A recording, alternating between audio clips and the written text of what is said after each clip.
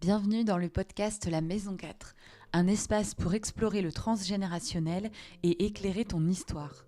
Ici, on libère les mémoires pour avancer en conscience. Je te partage des clés et des réflexions pour mieux comprendre ton histoire familiale et personnelle et t'accompagner dans ta transformation.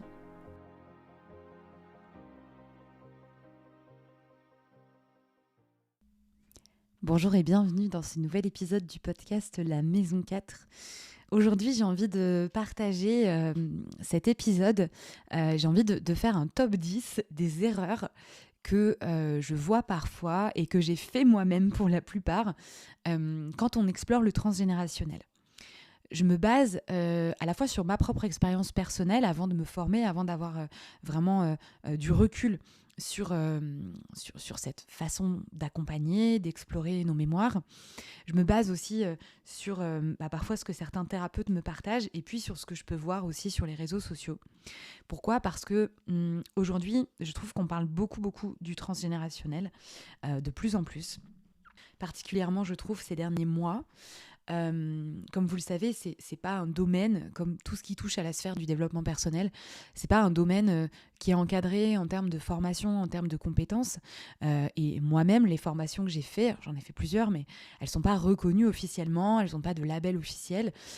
Donc, évidemment qu'il y a un peu tout sur ce marché-là.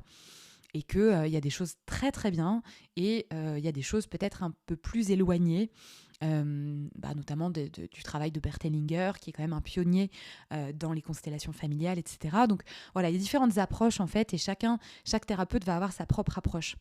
Donc moi évidemment, j'ai la mienne que je partage dans l'initiation héritage, sur laquelle je me base sur la psychogénéalogie à la fois et le travail de Bert Hellinger, donc dans les constellations. Et donc voilà, il y a certaines choses que j'ai remarquées. Et encore une fois, je jette la pierre à personne parce que la plupart de ces erreurs, je les ai fait moi-même. Et j'avais envie de vous les partager parce que peut-être que ça peut résonner pour vous. Et si ça peut vous éviter de faire certaines erreurs ou de gagner du temps, je pense que ça peut être chouette. Voilà. Donc la première chose que j'ai envie de partager et que je vois souvent, la première erreur qu'on peut faire, c'est de vouloir aller trop vite, très vite. C'est-à-dire qu'aujourd'hui, je pense que si vous êtes thérapeute et que vous m'écoutez, peut-être que vous serez d'accord avec moi parce que vous l'avez remarqué. En tout cas, moi, j'ai partagé ça avec beaucoup d'autres thérapeutes et on a tous cette même constatation. Aujourd'hui, on a envie d'aller mieux. On a envie de guérir, on a envie de pacifier nos blessures. Voilà, on a envie d'avancer, en fait, d'évoluer sur notre chemin. Et parfois, on veut aller vite et on cherche la solution miracle. Et parfois, on nous vend aussi des solutions comme miraculeuses, comme rapides et magiques d'une certaine manière. Et ce que j'ai pu observer et ce en quoi je crois vraiment aujourd'hui, c'est que dans tous les domaines de guérison, quels que soient les outils, les pratiques, on a besoin de temps. On a besoin de temps parce qu'on a besoin d'intégrer les choses. Parce que quand on parle notamment de mémoire, parfois il y a des mémoires sur lesquelles on va pouvoir mettre le doigt assez rapidement, assez facilement, on en a déjà conscience. Et puis, il y en a d'autres qui vont nécessiter plus de temps, plus de conscience, qui vont nécessiter plus d'intégration aussi derrière. Et on ne peut pas aller plus vite que la musique, en fait. Parfois, on va avoir besoin aussi de revenir plusieurs fois sur la même chose. Et c'est OK. C'est pas magique, et parfois il y a des blessures qui sont plus profondes que d'autres et qui vont avoir besoin que sous différents angles on puisse aller les explorer, les pacifier. Et c'est ok, c'est pas un retour en arrière en fait quand il y a quelque chose qu'on pensait déjà avoir résolu qui ressort, qui réapparaît, que ce soit en constellation ou autre, une blessure qui est réouverte. Et c'est qu'on a besoin d'y retourner, et c'est ok de prendre le temps, et c'est ok de pas se dire non, ça j'ai déjà fait, c'est bon, c'est réglé quoi. Donc ça, c'est vraiment la première chose que j'ai pu constater, c'est de vouloir parfois aller trop vite et trouver tout de suite en fait quelque chose d'assez miraculeux. Et généralement, ça marche pas. La deuxième chose, qui est un peu en lien avec la première, c'est de s'arrêter en chemin. C'est-à-dire que parfois on va démarrer et puis soit il y a quelque chose justement qui va revenir et on va se dire du coup c'est que ça marche pas, donc j'arrête, je vais pas continuer à faire des trucs qui marchent pas.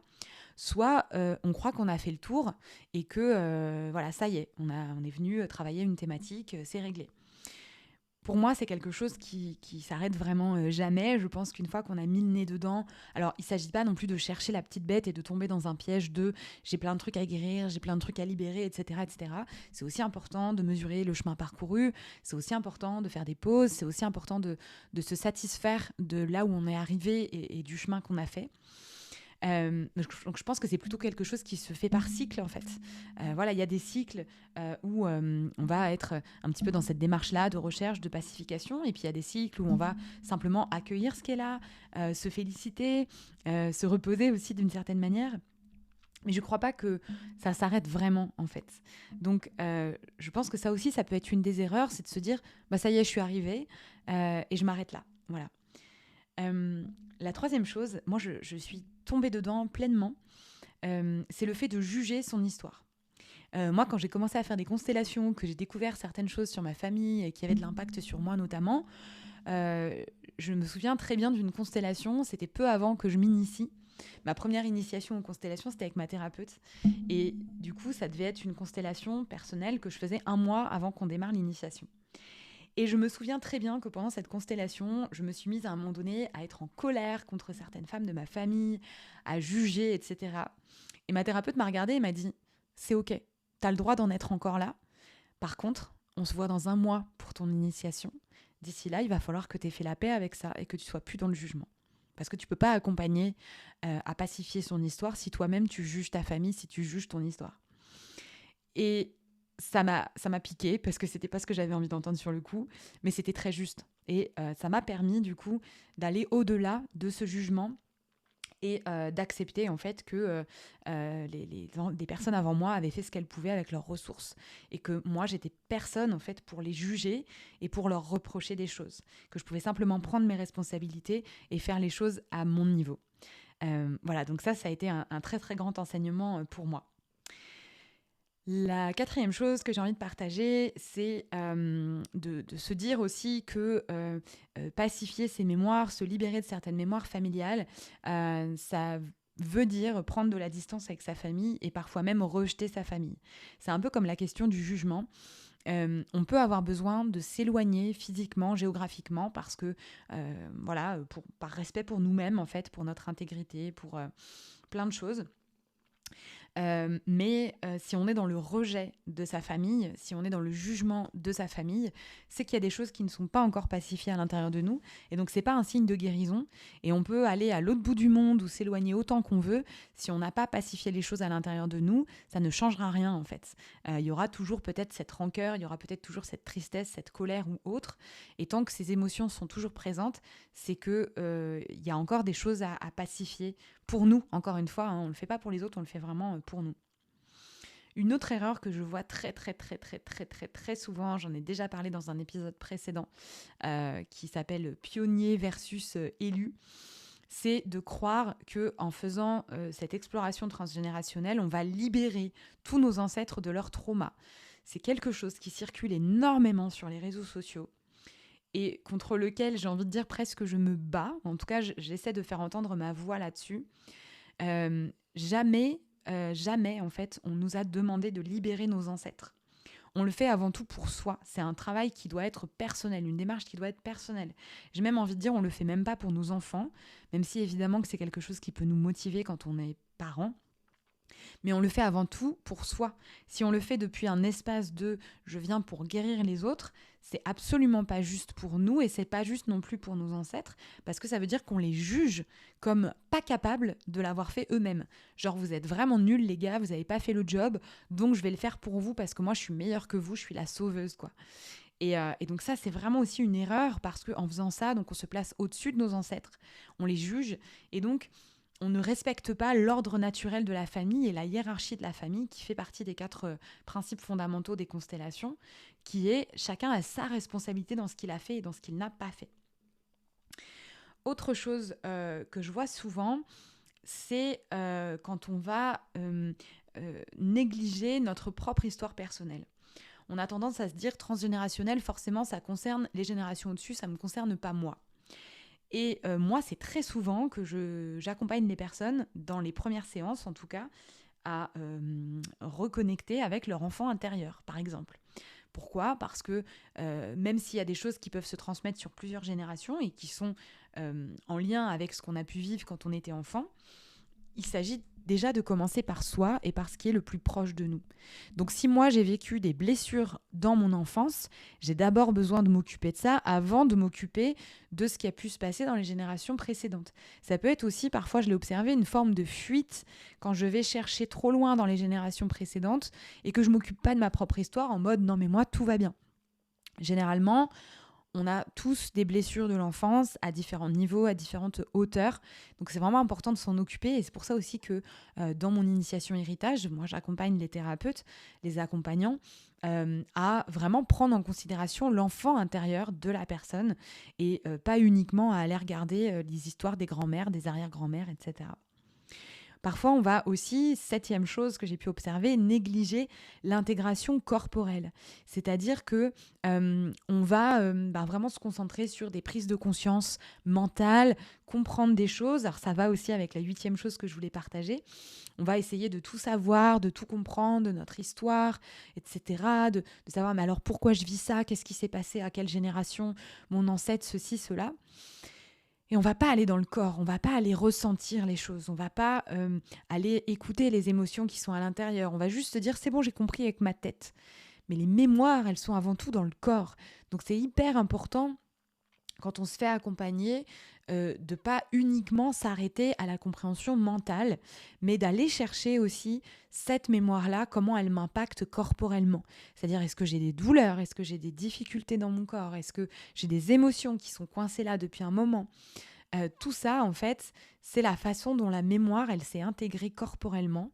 Et donc, pour pleinement me libérer et pacifier, j'ai besoin aussi d'aller écouter les messages de mon corps et pas uniquement ceux de ma tête. Donc la huitième chose en lien aussi avec ça, c'est l'erreur qu'on peut faire, c'est de vouloir à tout prix savoir ce qui s'est passé. J'en ai un peu parlé. Moi, ça a été mon cas aussi. Je voulais tout comprendre et j'ai eu besoin de passer par une phase où je voulais simplement comprendre les choses. Et parfois, il faut aussi accepter qu'il y a des infos qu'on n'aura pas parce que c'est pas forcément juste pour nous et qu'on n'a pas forcément besoin non plus de les avoir pour justement se détacher de quelque chose. Donc parfois, il faut accepter de lâcher, accepter de ne pas savoir et accueillir du coup peut-être la frustration de ne pas savoir. Parfois, on va aussi, neuvième chose, oublier de se concentrer sur le présent, c'est-à-dire que on va prendre conscience de certains schémas, etc., des schémas passés peut-être, et on ne va pas ancrer ces compréhensions-là, ces libérations-là dans notre quotidien. Après une constellation, moi j'invite toujours les personnes à effectuer un acte symbolique, c'est-à-dire de ramener concrètement dans la matière les prises de conscience, des libérations, la pacification qu'il y a pu y avoir dans la constellation, pour se concentrer sur le présent. Du coup, d'avoir pris conscience de ça, qu'est-ce que ça change concrètement dans mon présent ? Qu'est-ce que ça amène comme manière de faire peut-être différemment ? Quels sont les schémas que je peux m'autoriser à lâcher maintenant que j'ai libéré ça, etc., etc. Donc c'est vraiment important de ne pas rester bloqué dans le passé, mais d'appliquer aussi ce qu'on a vécu dans cette exploration transgénérationnelle dans notre quotidien. Et puis la dernière erreur qu'on peut faire, que j'ai fait aussi au tout début, mais ça n'a pas duré très longtemps parce que j'ai vite compris que j'allais pas y arriver toute seule, c'est de ne pas se faire accompagner. Voilà. Je sais qu'aujourd'hui, on est à une ère où on a accès à plein d'infos. Les podcasts, moi je partage beaucoup de choses dans mon podcast, sur les réseaux, vous avez beaucoup de livres, vous avez beaucoup de choses qui permettent d'accéder à des informations seules. Et c'est génial, je vais pas cracher dessus parce que je suis la première à aimer m'informer, farfouiller, gratter, écouter, lire des choses, etc. Mais s'il y a vraiment une chose que j'ai appris ces dernières années, de manière personnelle, dans ma propre démarche personnelle, c'est qu'on ne peut pas tout faire tout seul, tout simplement parce qu'il y a des choses qu'on ne va pas voir. Il y a des terrains sur lesquels on ne va pas aller, des sujets qu'on va éviter consciemment ou inconsciemment, parce que c'est des choses qui piquent, parce que c'est des choses qui grattent, et on n'a pas envie d'y aller. Et donc, on va avoir des angles morts, en fait, sur notre propre histoire, sur notre vécu, sur nos émotions. Et se faire accompagner, c'est se permettre, s'autoriser à aller dans ces espaces-là, à aller dans ces angles morts, à aller parfois dans un inconfort, mais tout en étant accompagné, donc tout en étant sécure aussi, et du coup pouvoir faire un travail beaucoup plus en profondeur. Moi, clairement, il y a des choses dans les constellations que j'ai fait au niveau personnel que j'avais pas envie de voir, que j'avais pas envie d'entendre, et toute seule, j'y serais pas allée. Je peux très bien m'auto-consteller, hein, je sais faire, je le fais parfois sur des petits sujets, mais sur des sujets vraiment qui sont importants, qui, je sens, vont me chercher loin, je peux pas le faire parce que je sais que je le ferai à ma sauce et qu'il y a des choses que j'irai pas voir volontairement. Quand c'est une personne tierce qui vous renvoie à certaines choses, c'est plus difficile de s'échapper, entre guillemets, d'escape, de fuir le truc. Et du coup, on peut y aller de manière beaucoup plus juste et surtout en étant en sécurité, en étant accompagné. Parce que c'est ça aussi ce que va induire, amener la tierce personne, l'accompagnant, quel qu'il soit. Ça va être justement cette sécurité-là, émotionnelle, affective, etc., psychique aussi, qui va nous permettre d'aller dans des espaces un peu plus inconfortables que si on y allait tout seul. Donc vraiment, voilà, si vous sentez que les mémoires transgénérationnelles, il y a un sujet, qu'il y a des choses qui vous questionnent, qui vous bloquent, qui vous titillent là-dedans, le meilleur conseil que je peux vous donner, c'est vraiment de vous faire accompagner, peu importe par qui, du moment que c'est une personne qui connaît son domaine et avec laquelle vous vous sentez en confiance, avec laquelle vous vous sentez bien, parce que ça, c'est hyper important aussi pour aller dans ces espaces-là. Mais vraiment, ne faites pas tout seul. Vous pouvez faire des choses seul, et parfois, moi, j'ai des personnes qui viennent avec déjà une conscience voilà, très, très présente de certaines choses, mais qui ont aussi touché certaines limites et qui arrivent à un stade où elles peuvent avoir besoin d'un regard extérieur. Voilà ce que je voulais vous partager dans cet épisode, mes 10 erreurs, les 10 erreurs qu'on peut faire et que j'ai fait pour la plupart, évidemment. Peut-être que certaines résonneront plus que d'autres. N'hésitez pas à me laisser en commentaire s'il y en a certaines qui ont résonné ou qui vous ont questionné, justement, qui vous ont interpellé.